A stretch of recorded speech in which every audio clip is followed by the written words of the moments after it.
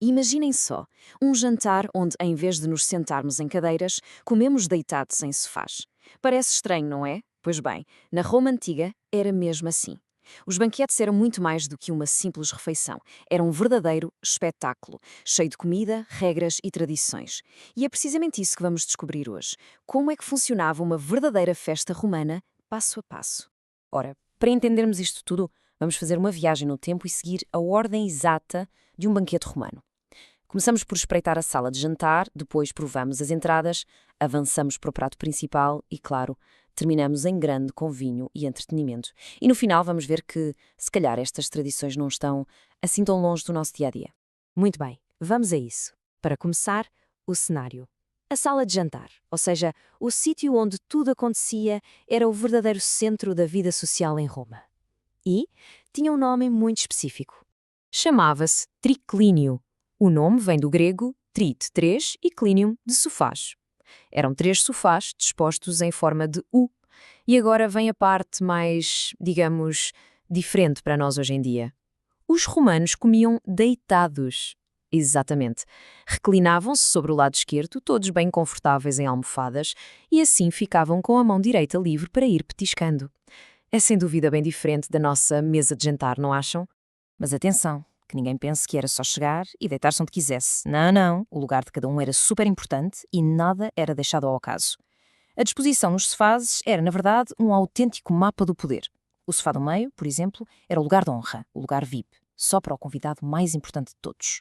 O anfitrião ficava à esquerda e os convidados de menor estatuto, bem, ficavam no sofá da direita. Basicamente, só de olhar para a sala, percebia-se logo quem era quem. E o luxo não se ficava pelos sofás de todo. Até o chão era uma obra de arte. Muitos destes triclínios tinham mosaicos espetaculares. E havia um estilo muito curioso, quase uma piada, chamado chão não varrido. Basicamente, o mosaico imitava restos de comida, como se tivessem caído da mesa. Era uma forma de ostentação, claro. Uma maneira de dizer, olhem, temos tanta comida que nem nos preocupamos com as migalhas. Mas também mostra que eles tinham um bom sentido de humor, não é? Ok, já estamos instalados no triclínio, já percebemos onde nos sentar. Agora, vamos ao que realmente interessa, a comida. Mas calma, antes de começarmos a comer, havia todo um ritual que era preciso seguir. Primeiro, os horários. A refeição principal, a que eles chamavam cena, começava bastante cedo para os nossos padrões, ali por volta das 2 ou 3 da tarde, e era para ser desfrutada sem pressas. Um banquete destes não era uma refeição rápida, era um evento social que podia durar horas e horas, prolongando-se muitas vezes pela noite dentro, iluminado apenas pela luz de lamparinas a óleo. E pensa nisto, como se comia quase tudo com as mãos, a higiene era absolutamente fundamental. Por isso, entre um prato e outro, havia servos que circulavam pela sala com os jarros de água. E não era uma água qualquer, muitas vezes era perfumada, com pétalas de flores, para que os convidados pudessem lavar as mãos. Um pormenor de grande elegância, sem dúvida. Muito bem, mãos limpas, podemos começar.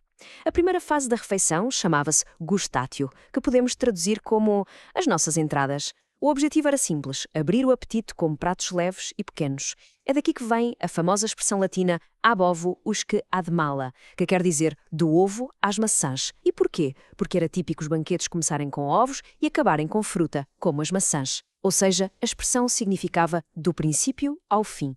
Então, o que é que tínhamos no menu desta gustatio? Bem, para além dos tais ovos cozidos, era comum servir azeitonas, vários tipos de queijo, vegetais frescos e até peixes pequenos em conserva. Para beber, a escolha recaía muitas vezes sobre o mulsum. E o que era isto? Era um vinho adoçado com mel. Uma combinação de sabores leves, doces e salgados, perfeita para preparar o paladar para o grande evento que vinha a seguir. E chegamos ao momento mais esperado da noite, o prato principal. Esta era a altura em que o anfitrião podia mesmo exibir a sua riqueza e, claro, o talento do seu cozinheiro. A prima mesa, ou seja, a primeira mesa, era o verdadeiro coração do banquete. Era aqui que entravam em cena as grandes peças de carne assada, as receitas mais complexas e os pratos mais espetaculares. E tudo era servido com uma enorme cerimónia, pensado para deixar toda a gente de boca aberta. Agora, é muito importante ter uma coisa em mente. Este tipo de banquete era um luxo extremo, reservado a uma elite muito pequena, enquanto os ricos se deliciavam com javali, pavão ou ganso, tudo temperado com especiarias exóticas caríssimas que vinham do outro lado do mundo.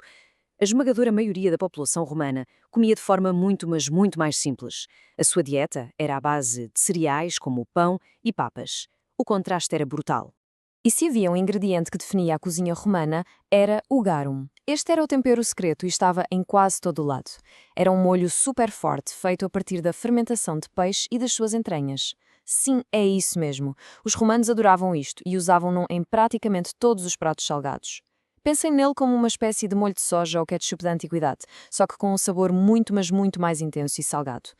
A criatividade dos cozinheiros romanos era mesmo de outro nível. Eles eram autênticos mestres da ilusão. Eram capazes de pegar num pedaço de carne de porco e moldá-lo até parecer um peixe, ou assar um leitão inteiro e servi-lo de uma forma que parecesse estar a dormir uma cesta. O fator surpresa era fundamental. A comida não era só para comer, era para surpreender. Ok, o prato principal foi servido. Todos ficaram impressionados. Mas acham que a festa acabou? Nada disso. Estava longe de terminar. Agora, depois da grande refeição, vinha a parte da bebida e, claro, do espetáculo. Claro que a bebida principal era o vinho. Mas atenção a este pormenor. Nunca, mas nunca, se bebia vinho puro. Para um romano, beber o vinho sem o misturar com água era um hábito de bárbaros, de gente sem civilização. Eles misturavam sempre, normalmente 2 partes de água para 1 de vinho. A ideia era tornar a bebida mais suave, para que se pudesse continuar a beber e a conversar durante horas sem que a festa perdesse o controlo. E como eu disse, um banquete era muito mais do que só comer e beber. Era um espetáculo completo. Havia música, claro, tocada em liras e flautas. Havia poetas a declamar os seus últimos versos. Havia dançarinos profissionais, acrobatas, malabaristas e até debates filosóficos. O objetivo era simples: entreter e estimular todos os sentidos, não só o gosto. E, para fechar a refeição em grande, chegava a segunda mensa. É fácil de adivinhar. A sobremesa.